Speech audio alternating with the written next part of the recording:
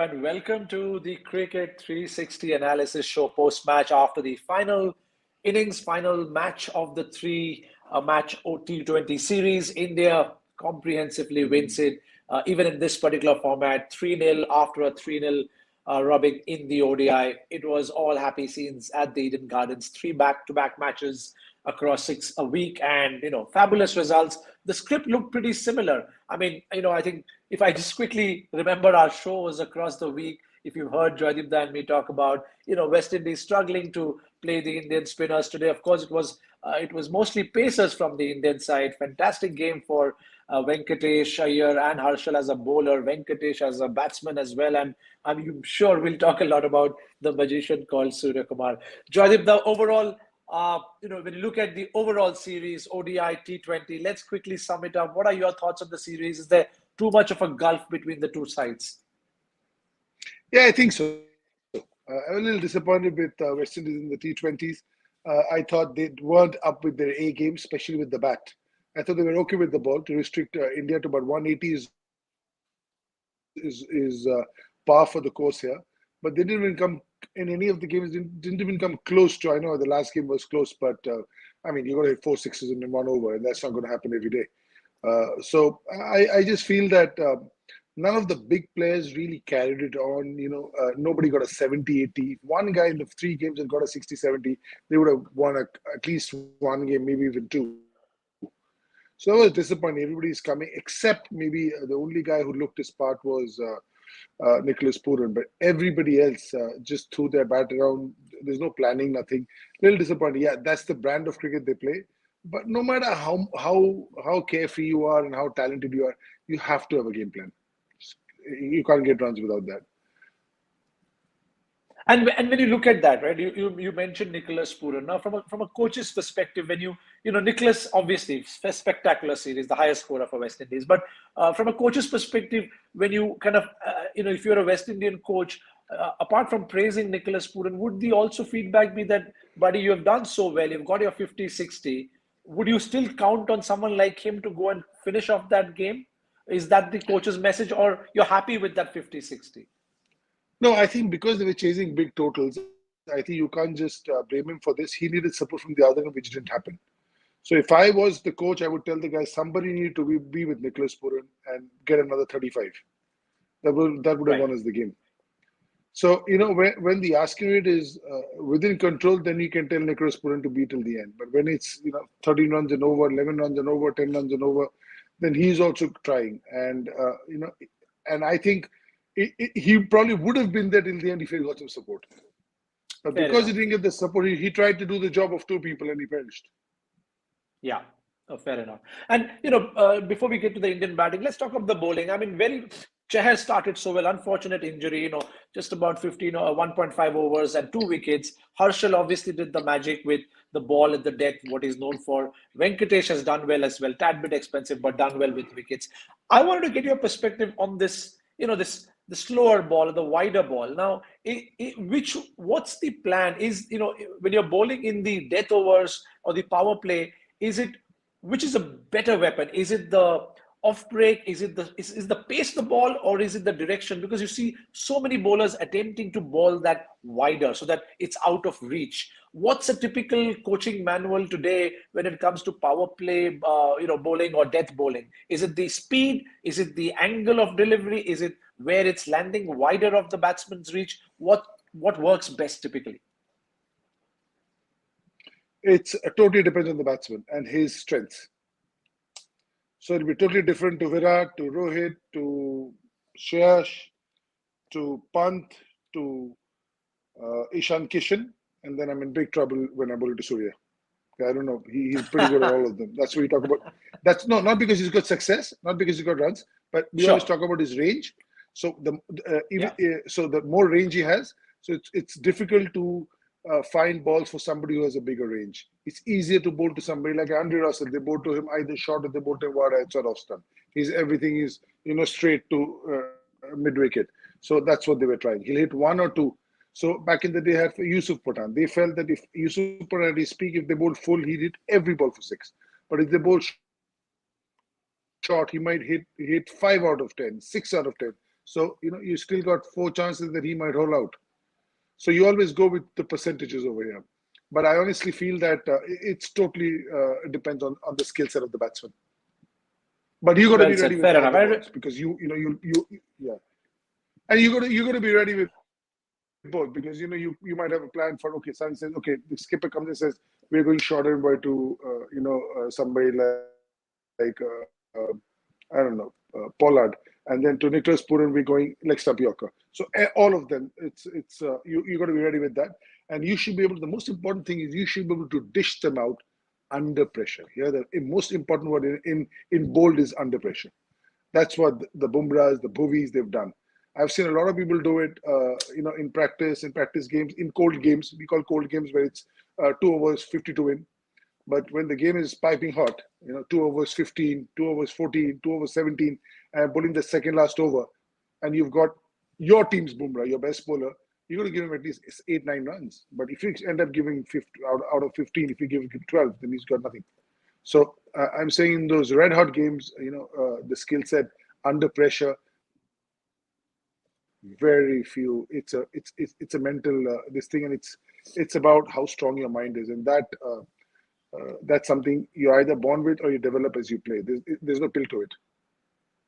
Right, and I think we got to see plenty of that in two aspects. I thought one was great to see Harshal Patel. I mean, he looks cool as a cucumber. He gets hit for an odd boundary or a six, but it's amazing how he bounces back. Suddenly he'll bowl these two slow wides and wider deliveries, and he's back on track. And the other I thought was very impressive is catching. I mean, when I was watching the game with my family, the Shardul Thakur, in our drawing room, we were talking about the famous Viv Richards Kapil Dev catch, of course, in a different position against a different West Indian side.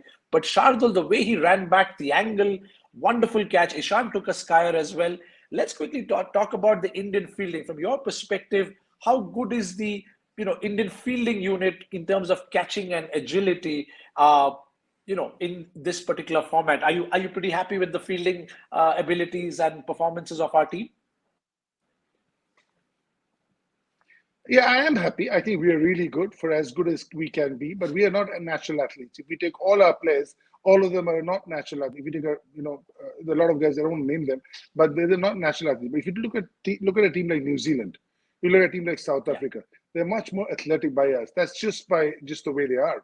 But our skill set is sometimes a lot more than them. So you give some, you take some. It's like that. So having said that, we work very hard on our fielding. Virat, Rohit, they're very big on fielding. And no matter how good your bowling and batting is, you cannot win cricket matches without fielding. You just cannot, especially the white ball. Even in red ball, you need your slippers to take catches. You can still get away with a couple of sloppy fielders in test matches, in days cricket. But in T20 cricket and one-day cricket, your fielding is exposed. Now I think there's no compromise in fielding. And these guys work really hard on their fielding. Again, that catch, that Kapil Dev catch, that was the World Cup. This is just a T20 game where the series is wrapped up. The pressure is different, but catch is a catch. Of And course. sometimes, the key to for any young player, the key to holding a catch from above the head is that ball always goes away from you, because because you're running backwards, Yeah. you never reach the ball. So the key to that is to make sure that you try and have the ball land on your head, and you will always be short of that. If you feel that you're Right. going to just take it 6 to 8 inches, it'll always be further away from you. So if you actually want the ball to drop on your head, it'll actually drop where it should be. So that's a small key. We were told as kids, and it worked like magic for us. Wow, that's some fantastic advice. I hadn't thought of it that way. Fantastic advice for any young budding cricketer watching. Good to see Rohit Sharma lead from the front, two good catches. Also, I think what Joydeep is saying. I think was evident that where that one-off run-out chance where Rohit nearly got the batsman runner, but Ishan unfortunately, of course, Ishan has had a good game, three catches, but he slipped. You could see Rohit's expression, and it's been evident in the last few, and this is true for Virat's captaincy era as well, that these captains, they kind of lead from the front in terms of be it slip catches or fielding in the deep or catching in general, because you obviously can't win matches unless your fielding is top notch. Let's talk about the batting. I mean, I am going to start from the bottom up. Venkatesh Iyer, probably Yeah, he should be a just very happy just man. just just Yes, please.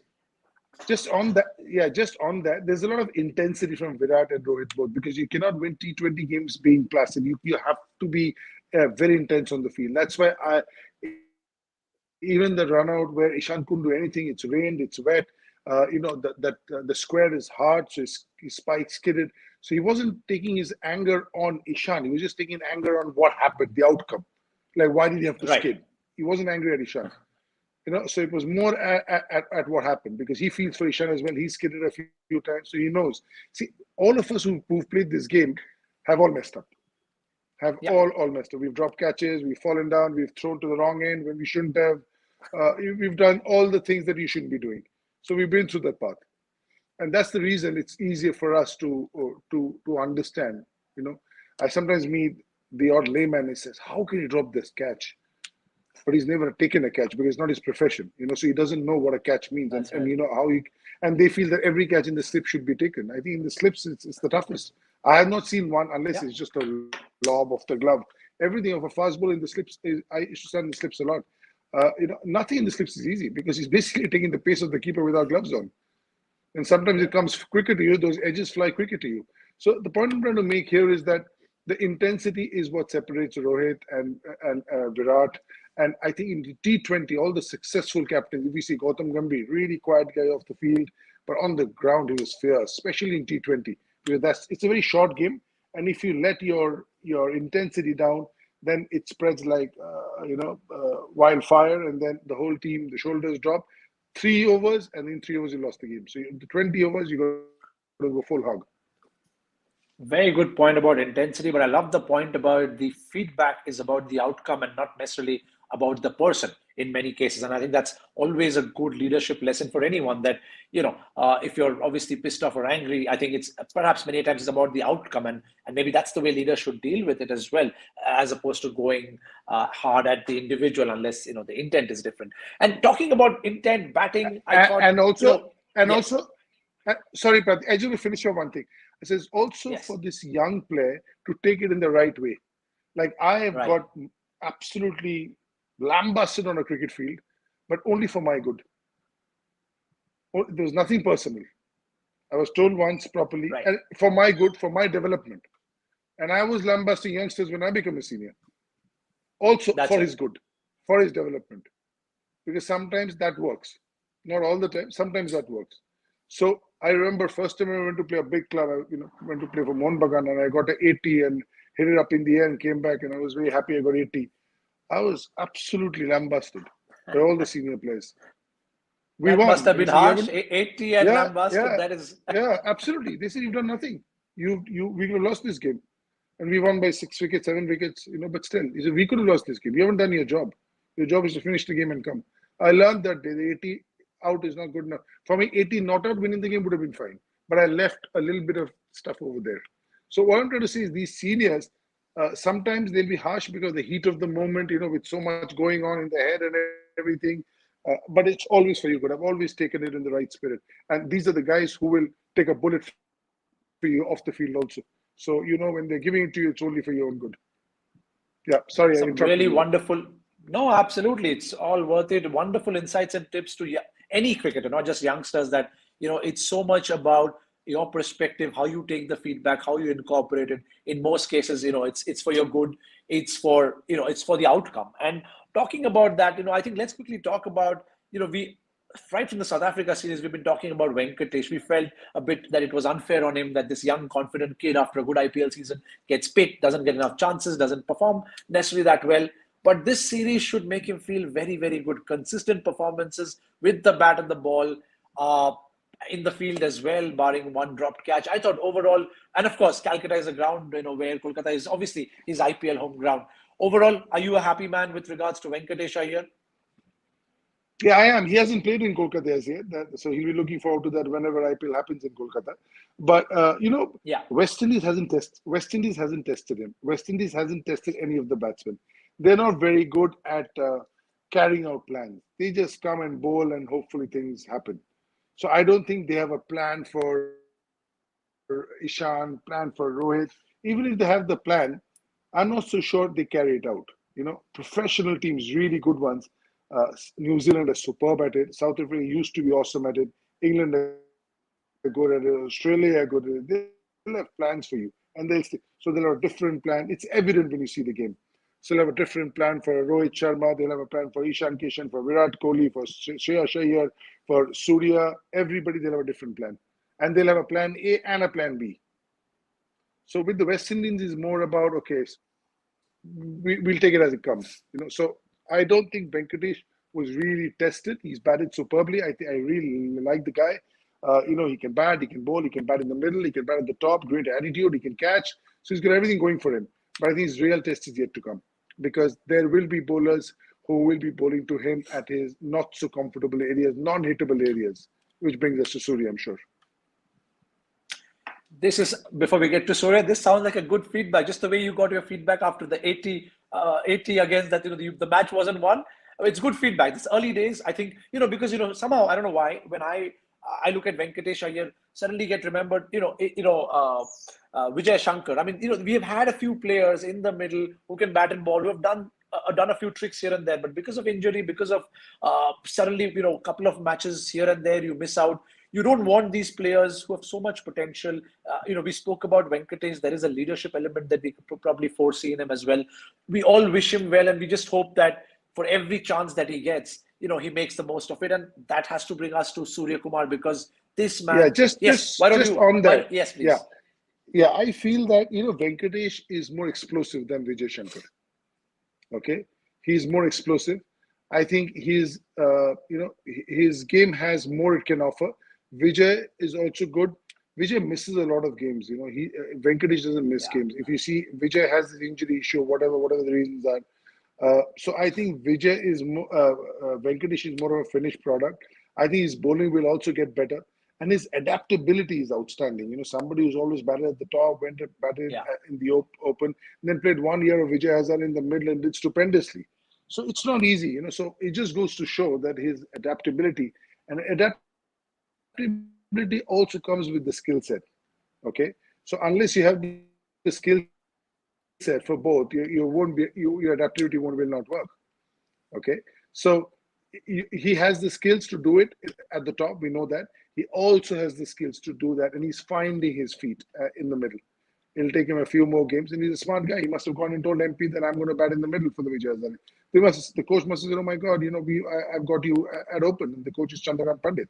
I'm just thinking aloud. Maybe this didn't happen, but I'm sure he must have said that if I'm going to bat at number 5-6 for India, I want to go and bat 5-6 for Madhya Pradesh as well. And he had a very good Vijay Hazare. So it just goes to show, obviously, with his education and his upbringing and everything around him, seems to be very sensible, sorted, cool head on his shoulders. He's not 21, 22. He's not flying, feet on the ground. In every interview of his comes across as a very, very, down-to-earth guy, and really knows how to get on in life. And that's what education does to you. It puts you in good stead. Very, very good observations there. And you're right. I mean, if at all that sort of thing has happened, that takes a lot of maturity and intelligence to say, my goal is to play for India. And I remember in the interview with Moria, he said, it's not just about getting to this level. I want to win matches for India consistently. So that clearly showed his mindset that it's not about reaching to the India level and getting the cap, but wanting to stay there and win matches. And that probably adds up to your narrative that potentially goes back and tells his Madhya Pradesh that, I need to showcase that not only can I play well, but I can play in positions where I may get a chance in the future, because we clearly know the top four is a hard place to crack in. And I got to learn. I got to learn to be able to clear boundaries when I have batted 10 balls, because I might be going the 43rd over, and we are in the 43rd over, we are 276 for 4, and I've gone in. In the last 10 overs, we are targeting 100 or 80. So I have to be able to hit the 10th ball I face for a 6. If I go late, I might have to hit the 4th ball for 6. In T20, I might have to hit the 2nd ball for 6. With 5 fielders in the circle, with an old ball, with the best bowling depth ball Yorkers to me. It's the easiest play is to bat at the top, because there are only 2 fielders outside. So it's a complete different skill set, and very few have it. I mean, with no disrespect to anybody, some of our biggest names will struggle to bat at 6, as good as they are. So it's a totally different skill set to be able to come and bat at 5, 6, right at the end, and be the player you are. What MS Dhoni has done or Yuvraj has done. It's a very, very difficult place. So that's the reason why he also needs a longer rope. than some of the others. Absolutely, and so much about that, mindset to learn, adapt. I think those are two words I took because you look at all the other younger stars, whether it's a Prithvi Shaw, Shubman Gill, Ishan, they're all again by choice or by nature or just by childhood, by luck, whatever. They're all primed for top one, two, three. Now there's a challenge of getting in there because we have some solid players to be replaced, and also like you said, as we saw with KL as well in the ODIs, it's not easy if you've always opened, you've got the ball coming to you, field is up relatively obviously much harder. Uh, Yeah, so has Venkatesh, but the team management feels of all these names that you've taken, of all these names, it is Venkatesh who can do the job at six also. They haven't pulled an Ishan Kishan out or a Prithvi out or a KL out and said, you come and try at six. They feel this is the guy who can do it. So obviously he has the skill set. That's why I'm saying somebody who has a skill set to do it right at the top and at the back. Surya, of course, does it, but Surya and Venkatesh do the same job in a different way. They take a different route. They have different ways of playing.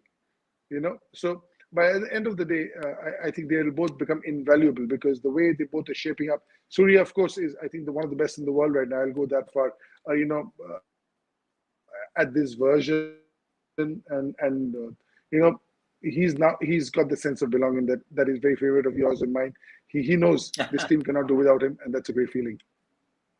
I think you've hit the nail when you said the team cannot do without. Now, you and I can sing praises for Surya, but I'm going to flip the question the other way. Not trying to be a pessimist, but two questions really. Do you see Surya style, working the same way when we are overseas? I mean, not in South Asia, but in England, Australia, especially with the T20 World Cup coming up. What does he need to adapt, if at all? The other is, if you're on the other side of the camp, right now it looks the man can do no wrong, but what would you be targeting? How does one get Surya out, or how does one trouble Surya if not get out? How does one put the brakes on Surya? So adaptability in Australian conditions with the World Cup coming up, if at all, and what does a bowler need to do beyond praying?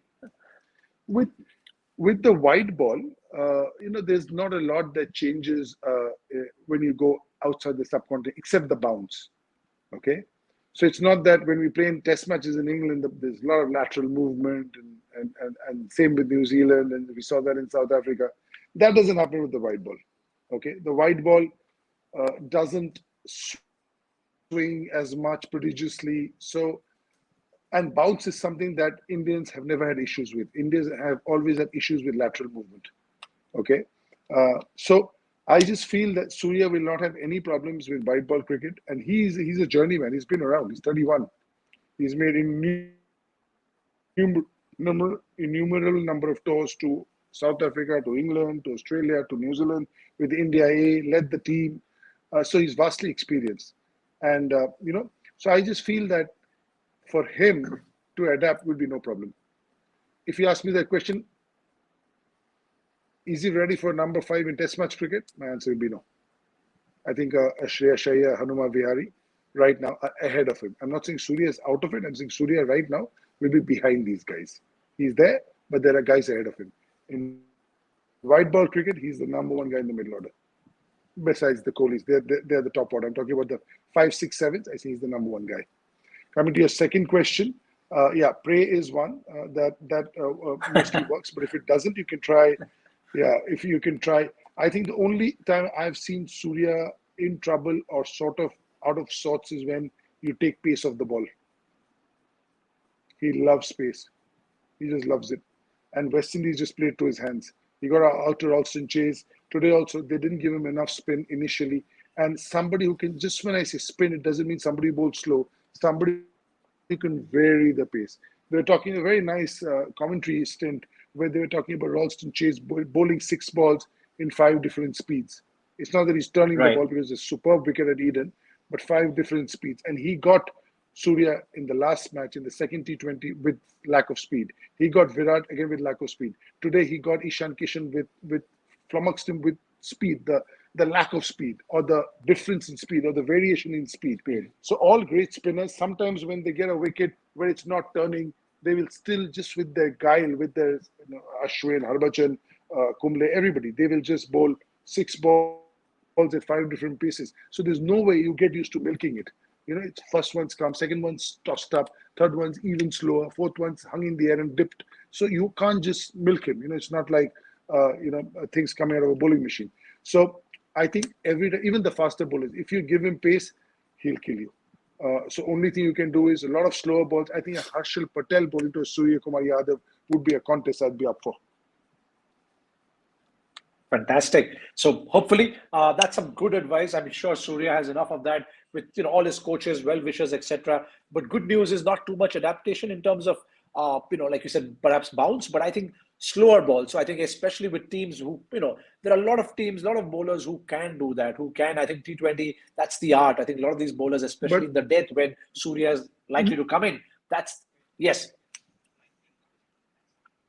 Yeah, you know how much I like Surya. It's not from today. I have loved him from when he was in KKR because having played the sport, I knew what he could do. And it's all coming together. I think KKR made a huge mistake by letting him go because he was sort of blossoming. And then he went to Mumbai and he's gone to a different level. I mean, you've got a guy who can bat at 1, 2, 3, 4, 5, 6. You name me one guy in the world, now that AB is gone, who can bat at 1, 2, 3, 4, 5, 6. I can't think of any. You put the Warners and whoever, the Williamsons, they can't bat at 6. So it's a totally different skill set. His range is unbelievable. Surya, if you're watching this or somehow this reaches to you, that's a massive amount of praise to be compared to ABD. But I think all well deserved. I mean, I think that comparison that one can bat and bat so well from 1 to 6 to be able to finish off games. I think I also had concerns that what happens to Surya's approach when India is batting first. He's clearly proven that on 2 occasions that, doesn't matter. I think if he's coming in that 15 to 20th over, the man is fluent. He's probably playing also, on his Pranti, own what plans. what has happened is that his ascent to Indian cricket has not been an easy one. He's 31. He made it to the team last year when he was 30. So it's not that at 21, 22, he was the chosen one, as many juniors as it should be. So he had to work to get here. So he values a little more, and he's more of a finished product than some of our youngsters. So I think he's more of a finished product than somebody like Ishan Kishan is, because he's, the harder the journey, the more developed you come. Lots of interesting insights and wisdom from Jayadipta today, right? Right from how do you incorporate feedback to, the struggles of one's journey, how it hardens you. All right, we're at the back end of our show. Hope you have enjoyed it. This has been 3 ODIs, 3-0, 3 T20s, 3-0. India obviously has to play Sri Lanka. But before we let you go, Jayadipta, tell us quickly about the next game that I understand you're going to Delhi. Is that right? And what's the game you're going to cover? What's the next Ranji circuit looking like for you? No, we are here actually. We are covering Gujarat versus Kerala in 3 days' time. There's a 3-day, So the way it works is that we stay in one venue. We are part of the bubble. So we've got 3 days off now for the next 3 days, as does the teams. And we go back to the same ground and we cover Gujarat versus Kerala, which starts on the 27th. Fabulous. One player from Gujarat, one from Kerala? No, it doesn't start. Sorry, it starts on the It starts on the 24th, finishes on the 27th. Sorry about that. 27th. Yeah. No worries. And one player from Gujarat, one player from Kerala that you're looking forward to seeing? Yeah, Sanju didn't play this game. I'm hoping to see Sanju Samson. I'm hoping to see, Sachin Baby. Kerala has some explosive players. Azharuddin. For Gujarat, they lost a tight game today. I mean, they should have won this game. They dominated the game and then just crumbled right at the end. But there are some, I love the young wicketkeeper, Heth Patel, who came and replaced Parthiv. But this is the first time in a Ranji Trophy game that Parthiv Patel is not playing. And he was the daddy player. He won them the Ranji Trophy. He did everything for this team. So, but for a young guy to come and the way he played, again, not just the runs, but the way he got the runs, very impressive. They've got a couple of fast bowlers. They've got Nagwaswala, who's been in and around the left-arm seamer, in and around the Indian team. So he was very, very impressive. Picked up a fifer. So they're a good team. Their batting crumbled under pressure. It was a difficult wicket to bat on. So this is one off, and I'm hoping that the Gujarat Kerala will be a cracking one. Absolutely. I think Sachin Baby, I read somewhere that, obviously not being picked for IPL, he said he's very hungry to kind of prove a point. And also when you mentioned Parthiv Patel as a daddy batsman, hard to imagine because in my head, it's still 2004. This young lad comes facing Shoaib Akhtar, but amazing. What an international career as well, and from a young age, and also fabulous, incredible domestic record. But this is so exciting. In 2016, yes. In 2016-17, Parthiv Patel won them the Ranji Trophy. He got 100 against Bombay in the 4th innings. Aggressive one. Before that, 6 years in a row, they hadn't qualified. They hadn't even qualified. They won the Ranji Trophy in 2016-17. After that, every year they've qualified. That's belief. That's what you leave behind, your legacy. Now they're a different team after winning it once. It's happened to Vidarbha. It's happened to Saurashtra now. Now they've won it. They're a different team. After Saurashtra winning the Ranji Trophy, now they're suddenly qualified in Vijay Hazare, qualified in Mustaq Ali. Everything starts happening. Again, sense of belonging, belief. It's about confidence, knowing that I can do it. That's the perfect time to end the show. Belief, confidence, a sense of belonging. And it's amazing. I mean, we've obviously moved away from the eras of just Bengal and, Mumbai, Delhi, just kind of, really kind of dominating the tournament. It's really, really good to see. I mean, you've seen players like Unadkar, Pujara, obviously, the Minarias who obviously done well at some point in time. You've just seen cricket emerging from different pockets. Parthiv Patel, what a fantastic example that it's that Roger Bannister moment. Once you do it, everyone believes you can kind of do it again and replicate it. That's the beauty of the sport. Thank you, Joydeep. Some fantastic insights. We're going to come back with more. Hopefully, as we were saying, maybe something around domestic cricket. Wish you all the best. Have a good break and look forward to hearing more about your Ranji, the Ranji circuit and the games that you cover. All the best. Thank you, Prantik. It's